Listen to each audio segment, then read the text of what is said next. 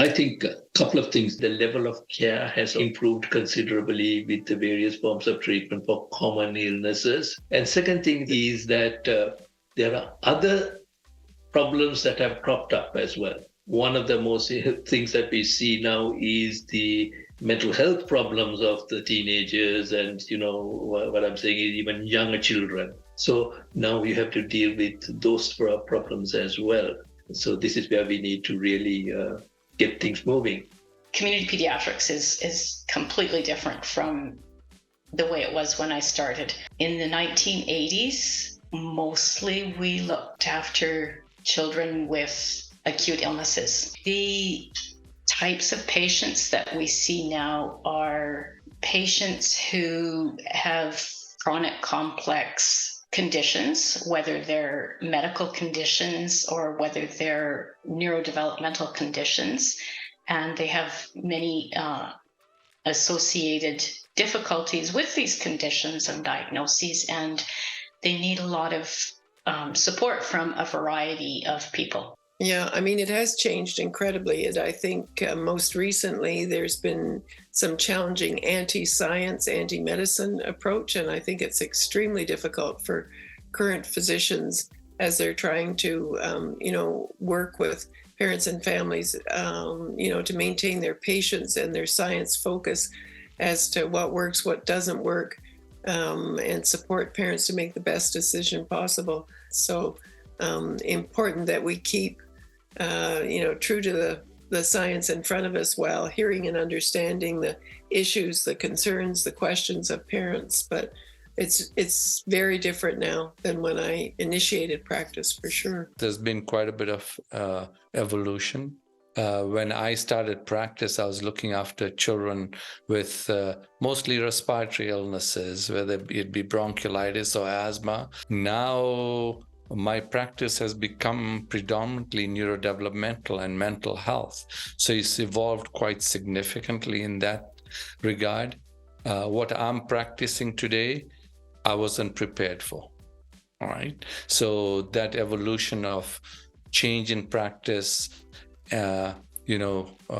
pivoted me towards learning more about mental health and neurodevelopmental issues. So you learn all that often after residency, going into practice, seeing a wide variety of patients.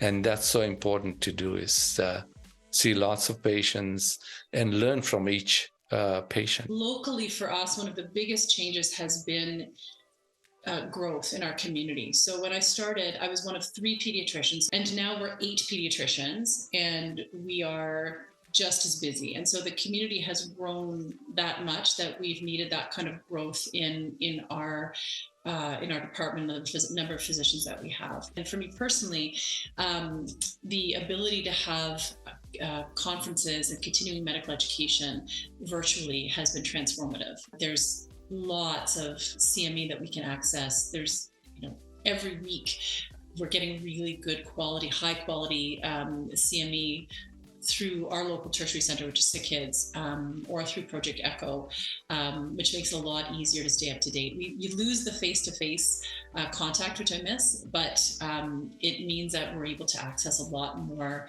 education, which has been really valuable and really helpful.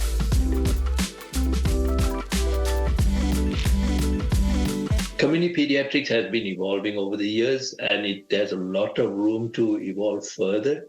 One thing is I would like the community pediatricians as much as possible to maintain contact with the tertiary care centers. So a lot of the pediatricians, when I was chief also, I encouraged them to have teaching positions, part-time teaching positions. When you get the opportunity to teach residents, because that helps you to further your knowledge as well and does not allow you to be stagnant.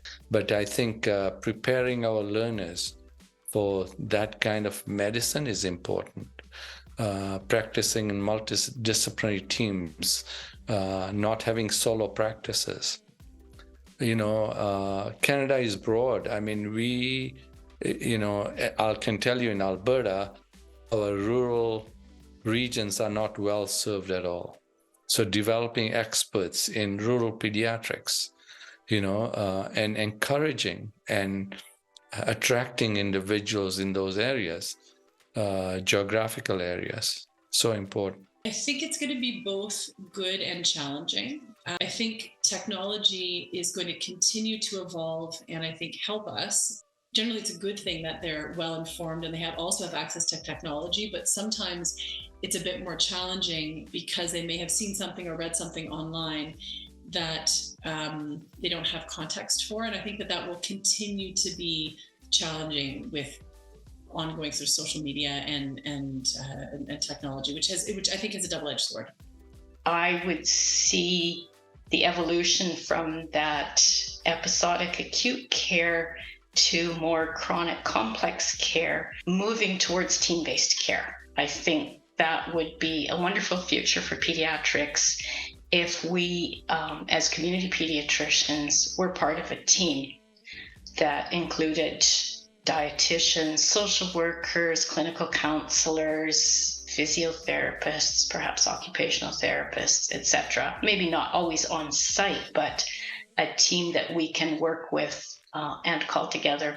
Yeah, I mean, I think that some of our mental health issues that we currently face post-COVID, we're not going to be able to treat our way out of because the high percent of kids with anxiety, depression, etc. So we are going to all have to work for more health positive policies that support kids during these difficult times. So that's one thing that I think community pediatricians are going to have to be increasingly aware of and working with others and with systems to try to support parents and families apart from the one-to-one interaction that's also required. We've also got the whole social media influence, and I don't have any wisdom there. I think it's an extremely challenging influence on kids and a real challenge for pediatricians. So I think there's lots of questions on the horizon, and I'm just delighted that there are smart young folk coming along behind to try to figure this out, both for their own kids and families, but also for all kids.